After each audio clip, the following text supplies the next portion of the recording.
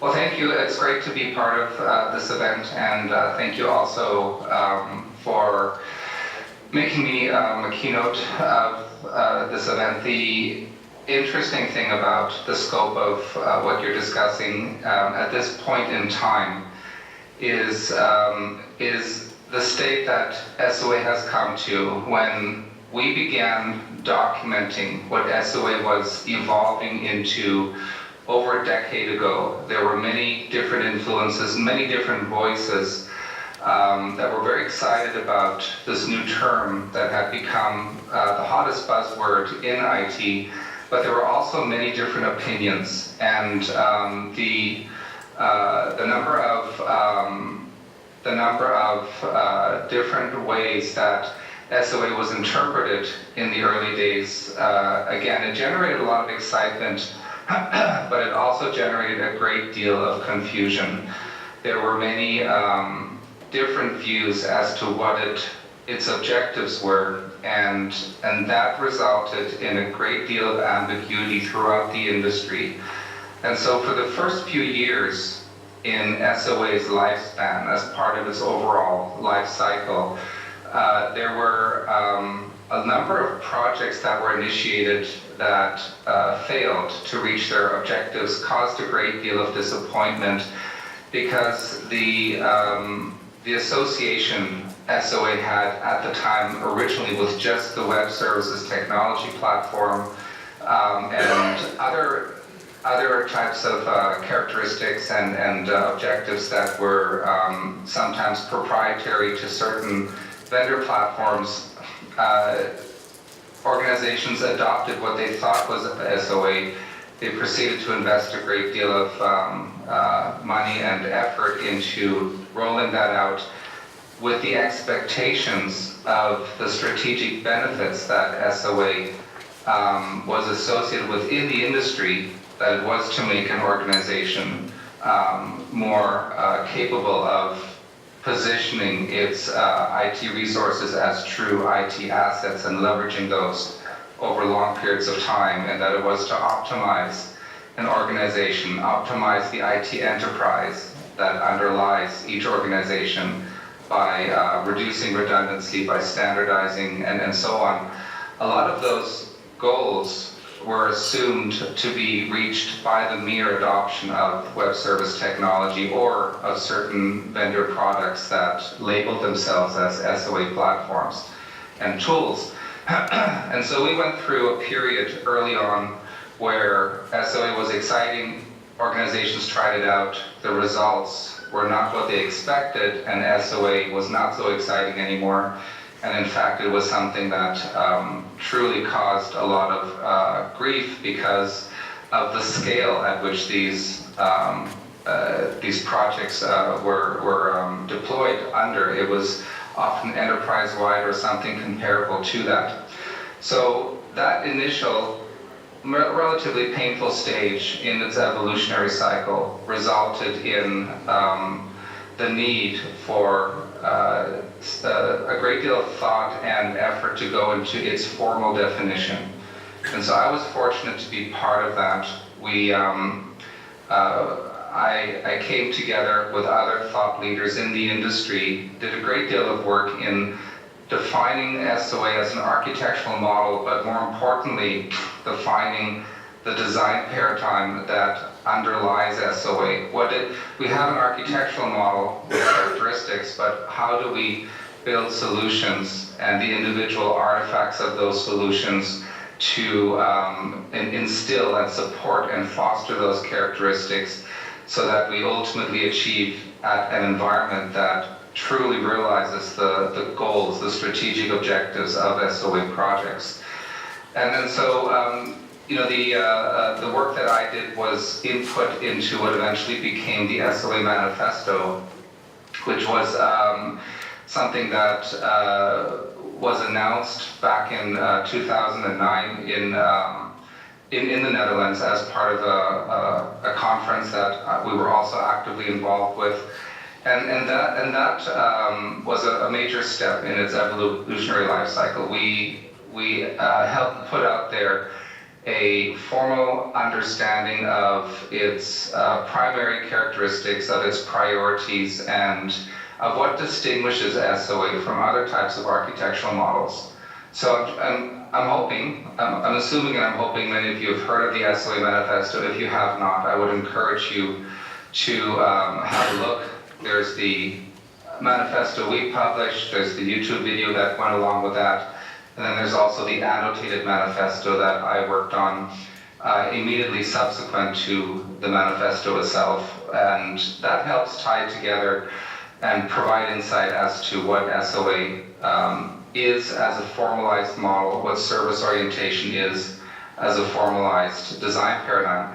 And so that step led us to the ability to further build upon that formalization by now putting together a series of practices and techniques and feature sets, common feature sets that were proven and established in realizing those strategic goals, in realizing those characteristics that we need in order to truly build what can be measured as SOA or service orientation. And so that body of knowledge, that body of intelligence evolved into what became the SOA design pattern catalog. So SOA patterns, I'm again hoping that many of you are aware of them. If you're not, and you are part of an SOA project, being aware of the SOA pattern catalog, being aware of the SOA manifesto, as well as the service orientation principles that I'll talk about briefly, very shortly. Those are the three key areas that anyone, any IT professional needs to be fully proficient with in order to intelligently discuss, document, or participate in an SOA project. And the patterns especially, because there's a great level of depth there where we have documented a great number of individual practices or techniques that are applied to solve common problems pertaining to achieving SOA, to achieving service orientation, to building service-oriented solutions. And it also helps establish, there's a set of those patterns that when put together in a sequence, establish a fundamental process of how service orientation is applied to the separation of concerns. So really understanding how what our primary goals are when we look at a body of solution logic, and how the decision-making process we go through in order to determine how that solution logic should be divided up into services, with the ultimate goal of building a larger inventory of those services and establishing the distinct characteristics across that entire scope within the IT enterprise.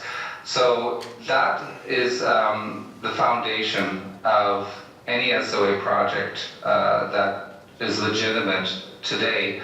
And the key area of proficiency that ties into all that is a core understanding of the service orientation principles. I won't discuss those individually today because of the limit in time, but there's nothing more important than understanding the service orientation paradigm, because that empowers you with the ability to shape each body of logic, each component that will automate your business automation system, each component that will comprise your application, to shape it in such a way that it plays its part as part of a greater SOA ecosystem in realizing the strategic goals of SOA for the entire IT enterprise and in support of the entire business. So there are 8 principles, and they're applied concurrently to whatever extent possible to each such body of logic to turn it into a legitimate service. So we end up with these services that we need to maintain and manage and evolve and govern over time. And I'll talk about governance shortly, but the key thing from a business perspective to understand amidst all of this knowledge and technology and the various models that have been established under the SOA umbrella is to understand what is the end goal.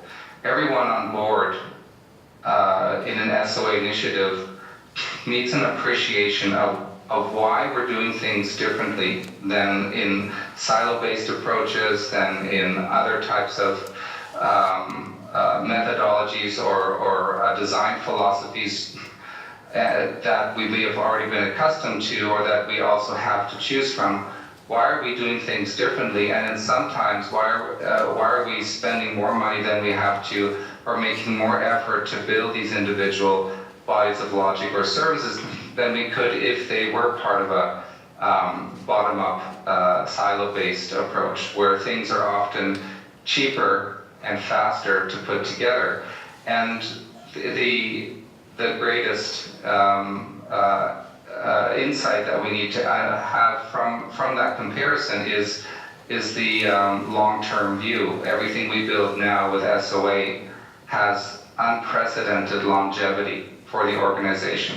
We build things now to be leveraged repeatedly for years and decades to come in support of our organization and its ever-changing business needs, to whatever extent it needs to change.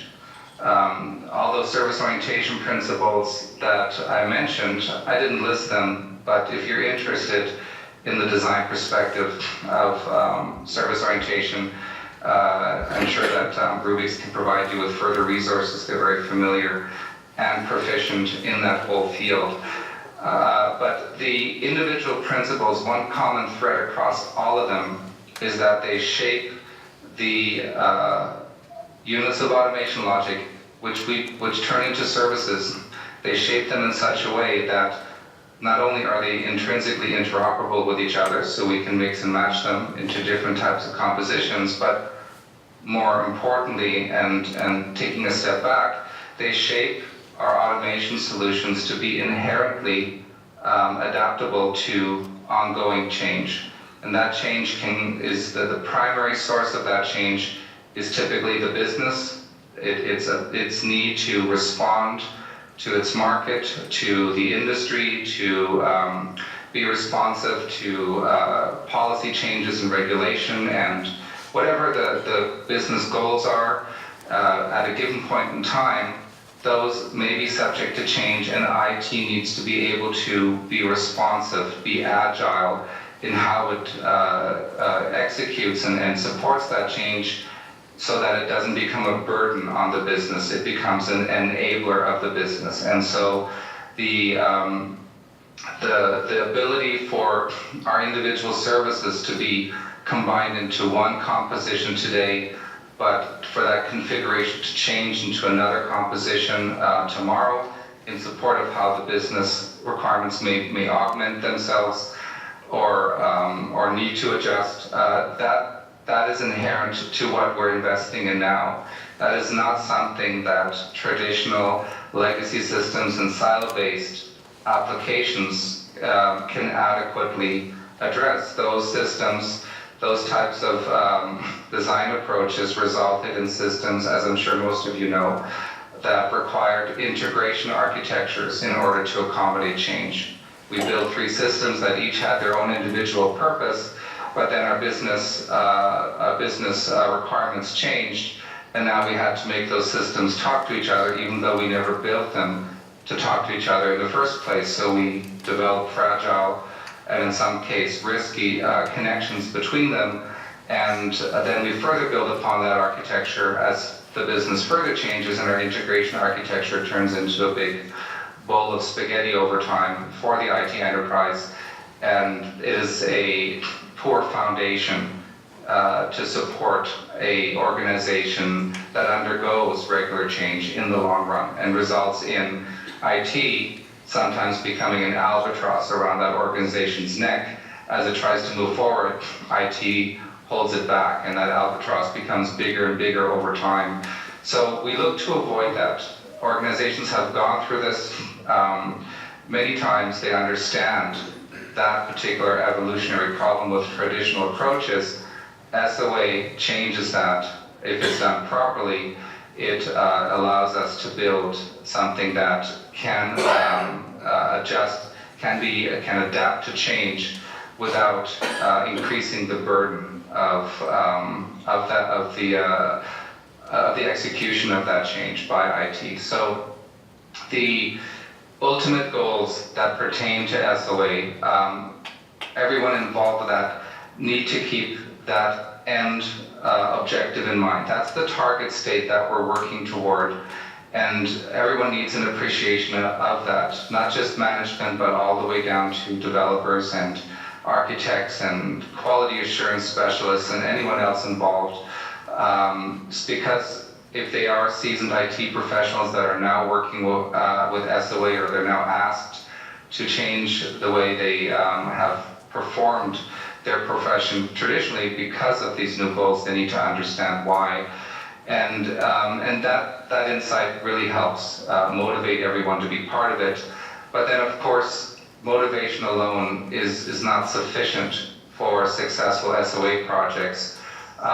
There is a section in a book I released recently called Next Generation SOA, which talks about the 4 pillars of service orientation. And those are key success factors that we were able to document over time just as a result of the experience that we've gone through with SOA. And one of the most important, one of the most fundamental pillars relates to the scope of what we're building. Initially, SOA was thought to have a requirement that it be enterprise-wide. We need to transform the enterprise in its entirety in order for SOA adoption to be successful, and that also formed the basis for a number of failed projects. And one of the most important design patterns that emerged through all the work that was done in the subsequent years is one called domain inventory. And that pattern has as much of a business implication as it does a technical implication. And it ties directly to one of the SOA Manifesto principles that I contributed to that effort about the scope of SOA adoption. There's a statement there how efforts need to be kept manageable and within meaningful boundaries. So domain inventory allows us to apply SOA to a subset of the IT enterprise. It's especially important for larger organizations, larger corporations, public sector organizations, because as ideal and as attractive as SOA is in terms of its objectives, the ability to optimize the enterprise, the ability to increase ROI, and the ability to standardize and eliminate redundancy across our enterprise. Those types of objectives are ideal, and they have concrete benefits and results that they provide us.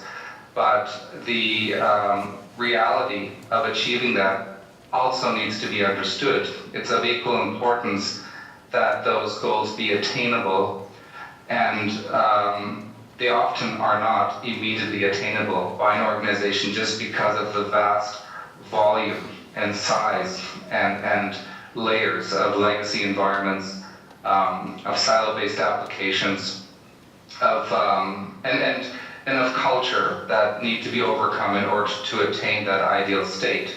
So in some cases, an enterprise-wide adoption is, of course, manageable, and it is the most meaningful level of adoption. But when it's determined not to be manageable, when it's determined to be a risk factor itself, when the scope of adoption is so ominous that the ability to achieve adoption is less likely than it is likely, then that doesn't mean SOA is not suitable for that enterprise. It means that there is an alternative, which is the domain inventory approach, where we identify subsets of the organization, individual domains that often align to lines of business for an organization. So for an insurance company, it might be the claims domain, and then alongside that, the appeals domain and the prevention domain. And so each domain is still identified as being meaningful in that the adoption of SOA within that boundary is still worthwhile and will reap long-term benefits, but it's not the enterprise as a whole. We may start with the claims division of our organization, adopt SOA there, but also have a separate domain under prevention or under appeals. And that also helps overcome cultural boundaries, because one of the key inhibitors of SOA traditionally, and even to this day, is resistance among the actual IT people involved. If you're an IT manager and you have your own level of authority, your own kingdom, so to say, within your IT enterprise, and now you're asked to do things differently, and also SOA itself may frequently require you to build things that are not for your sole purpose or for the sole purpose of your project, but may need to be shared by other projects in the future, and you may need to be asked to build applications that take more time to build and therefore take more money initially to build, so that it can be leveraged in the future by, and have a greater ROI. But right now it affects your bottom line and it affects your schedule.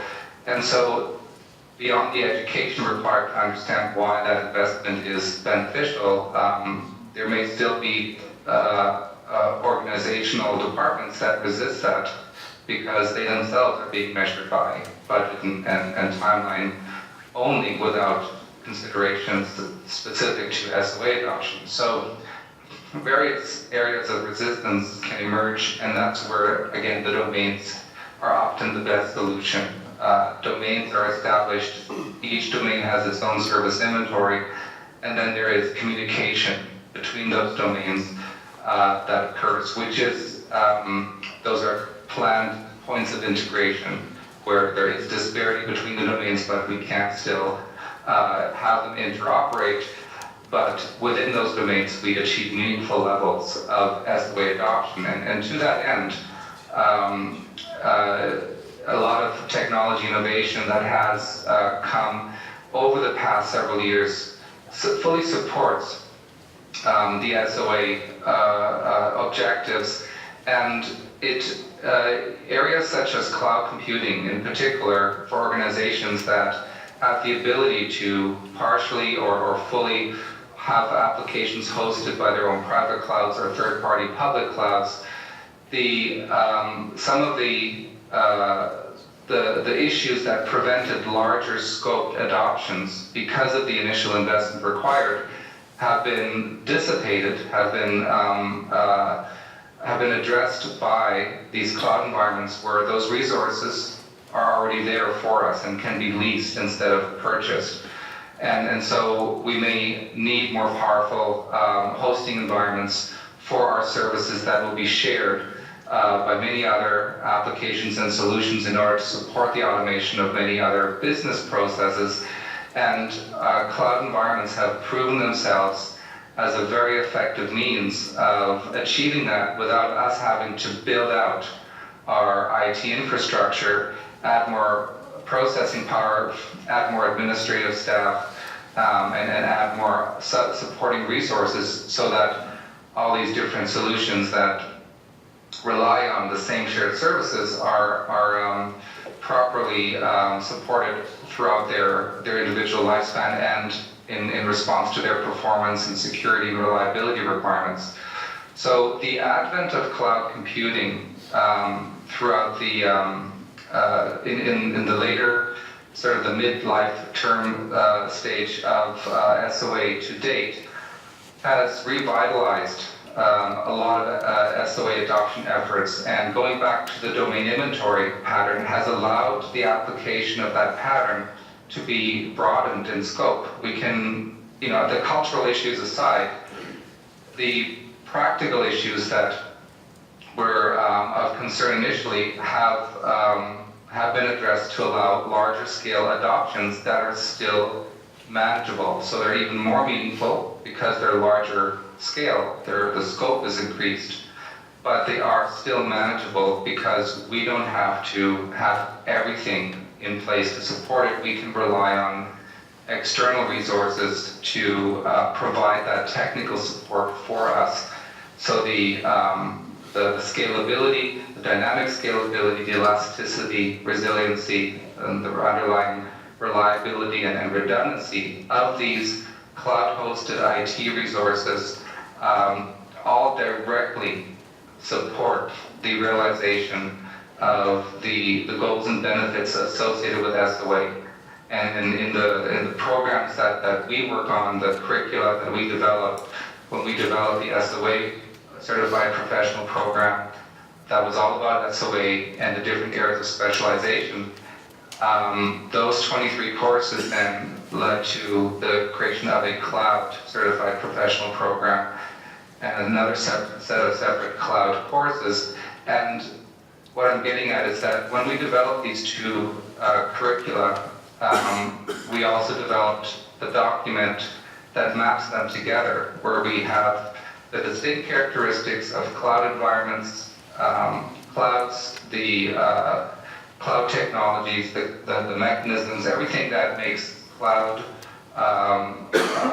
environments unique, and the specific characters that define that. We map those to the specific characteristics and goals of SOA, and that is an enlightening view of these two complementary technology and IT areas of practice that show the extent of synergy that exists and how much more we can realize the benefits of SOA today.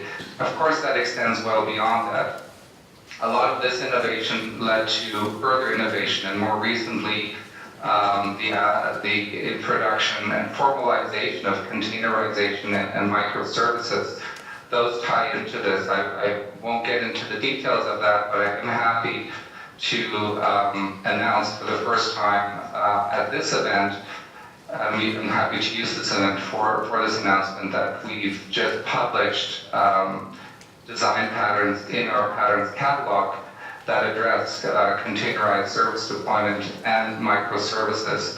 Those two particular aspects of IT have also undergone their own life cycles of evolution, and similar to the initial years in SOA, where there was ambiguity that led to confusion, that led to risk, and that led to failure in many cases, they went through similar life cycles where there was a great deal of ambiguity and differing opinions around microservices, and in particular, and it took a number of years before we got to the point where we said, okay, there is a level of maturation now where we can now capture what that is, how it relates to SOA, how it ties into what SOA is, and what it contributes to the SOA area of practice overall. It is something that builds upon what we already put in place, but provides a set of characteristics that and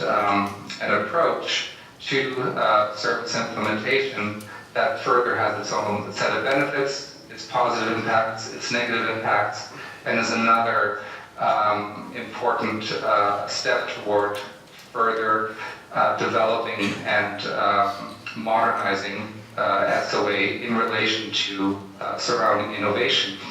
One more area of innovation I'll just briefly touch upon is big data.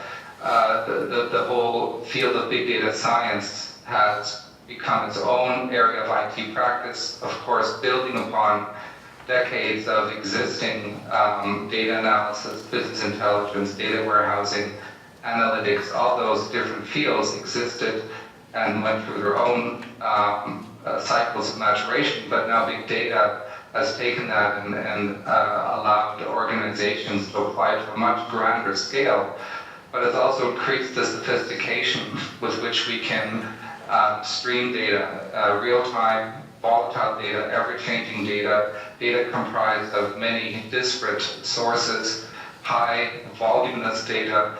All of this intelligence we can now manipulate and use, and we can even feed into services that are part of our SOA environment at real time and allow those services to respond to and affect their runtime behavior. And then so there are definite synergies across these fields of practice, and there are more to come. But before I conclude, I just want to get back to the core characteristic of each individual service we deliver, regardless of technology innovation that we may be able to leverage in how we build a service, in where we deploy it, and how we oversee it. What's of most important is that we never lose sight of the fact that each service must adhere to the principles of service orientation. We cannot deviate from that, because each time we do, we put something in place as part of our SOA environment that can ultimately undermine and inhibit the achievement of our goals. Doesn't matter what the technology is surrounding it. If there are design flaws that are permitted to enter our inventory of services, then those will come back to haunt us at a later date. Very similar to if shortcuts are taken when you build any sort of relevant structure, when you build a high-rise and the foundation is allowed to have design flaws, then at some later point that can lead to all kinds of problems and ultimately larger scale failures. And so the same thing can happen. And as we continue to evolve and explore what next generation SOA is becoming, again, we can't lose sight of that. Services need to be built in a very reliable manner to accommodate change in an agile manner and in a manner that is standardized and regulated across the SOA enterprise. And regulation, governance, respect of those principles, and again, defining meaningful but manageable boundaries in the overall adoption efforts, those are all very, very key success factors to achieving these goals and to making sure that we realize the ultimate benefits of SOA, but that we also do so in support of each other, especially when we have larger project teams, cooperating departments, cooperating stakeholders, all be part of this. That insight, that understanding, that mindset, that's the ultimate key to achieving those goals. Everything else we have at our disposal, practices and technologies and new innovation that is yet to come, those all support those goals, but without that mindset and that commitment we make, none of those become relevant, because we need that insight, we need that cooperation, and that really helps achieve it together as part of a larger team that usually spans several project teams, spans department heads, and I've seen it many times realized successfully, and the benefits that are achieved often go well beyond expectations and truly enable an organization to be more responsive, not just to achieve its business goals, but to exceed them and to be more successful in its industry, in its respective marketplace, to bypass its competitors, to achieve goals ahead of schedule, ahead of budget. All those things are possible when we build things right from the start. So again, thank you for allowing me to be part of this event. I hope this has been helpful for in relation to all the other topics that you've covered. I'm very grateful to be working with Rubix, which is an excellent organization we've had a long history with, and I look forward to working with them in the future, and perhaps we'll get another chance to participate in an event like this. There are more books coming out in my book series. We have 13 books so far, and several more on the radar. So thanks again.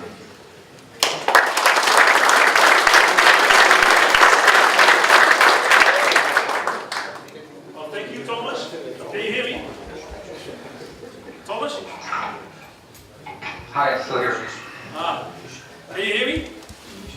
I can hear you. Well, thanks a lot for your presentation, your keynote presentation, and we'll probably get back to you very shortly to discuss the results of this session. Super, thank you so much again. Thank you so Have a much. great And evening. one final thing, let me ask the group if there are any questions to be asked. Oh, there is one question, I see. Yes, my question is, you're talking about adopting SOA within an organization. Which roles or which departments in a typical organization do you think should be the owner of the adoption of SOA? Did you hear the question, Thomas? No, I'm sorry, I didn't. So to give a brief summary, thank you very much. To give you a brief summary of the question, you've been talking about SOA adoption. Where do you typically see this happening in the organization? What part of the organization should be responsible for I say the English word, sorry, Owner? which part of the organization should be the owner of the SOA adoption itself? So who should follow it up and make sure that it happens? Yeah, that's a great question, and I'm glad you brought that up. It's the type of question that led to an entire book that had to be authored. At a later point, it leads directly into SOA governance, which has been the most underestimated aspect in the entire industry of SOA adoption efforts. There's a lot of planning that usually goes in place initially to get things in place, get the service in place, get the initial automation, but there's often insufficient thought put toward what happens after that.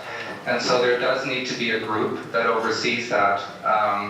But it's not just about ownership. Ownership entails a number of different levels of responsibility. There's ownership of the technical IT environment. There's ownership of the regulatory responsibilities as well. What we build in SOA needs to be regulated. As much as people don't like that word, as much as there is resistance to, having what we build and what we do with that, having that subjected to rules or policies, or the other word that people really don't like is policing of that environment. The fact is that those are essential to long-term ROI on what we build now. The better we regulate what we build, the more effectively we govern what we build, and the more we maximize not just the benefit potential, but the financial potential, because we are still introducing services. We're positioning them as IT assets. We're investing in them, and we want to make sure that we oversee their evolution to maximize our investment, the return on our investment over time. We want that return back to us many times over, hundreds of times back to us over a given service's lifespan. And so going back to the question of ownership, of course any SOA initiatives are enterprise level initiatives. Even if they're domain based, there's still initiatives that affect the enterprise. And so the enterprise architecture group is typically at the head of the technical rollout. So they need to be the ones who contribute to governance precepts and policies that will ultimately set the rule book in terms of how services need to be regulated.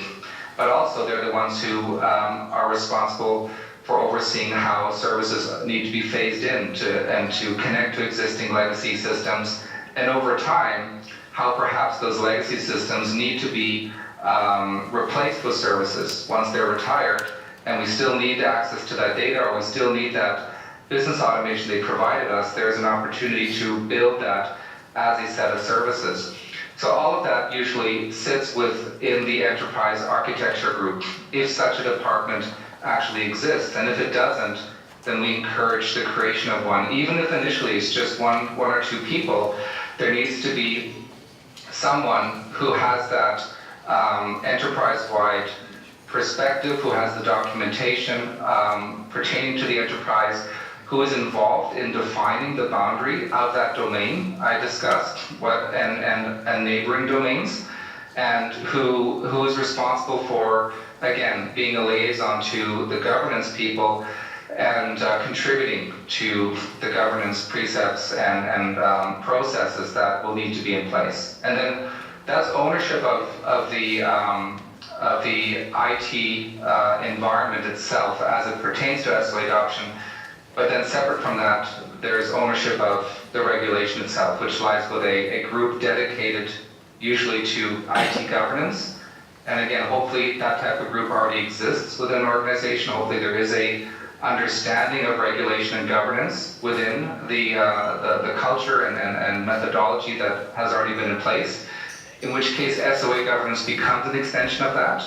But what I have also seen is even in larger organizations where the notion of IT governance is not really a strong part of what's already there, but the necessity of SOA to have regulations in place introduces IT governance to that organization, which requires the formation of that group, which also requires education for everyone else as to how that group relates to other groups, other departments, and project teams in general within the overall IT enterprise, which can be more of a burdensome step to take, but again, it's necessary if we do want to maximize the longevity of what we're building. So those are the two primary areas of ownership that are important initially, and then of course you can have other levels of ownership. You can have service custodians who are responsible for owning individual services and for ensuring that as other project teams come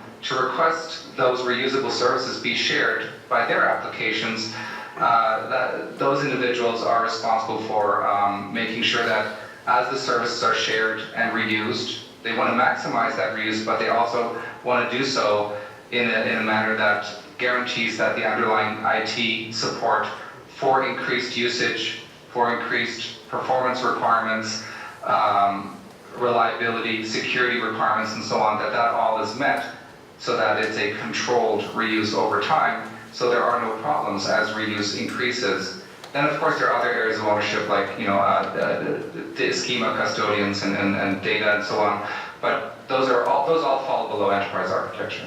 Yeah, okay. Thanks very much so far. I think we're out of time now to have any other questions, but we'll probably get back to you later this week. And thanks for your time, and speak to you soon. Great, thanks again. Goodbye, everyone. Bye-bye.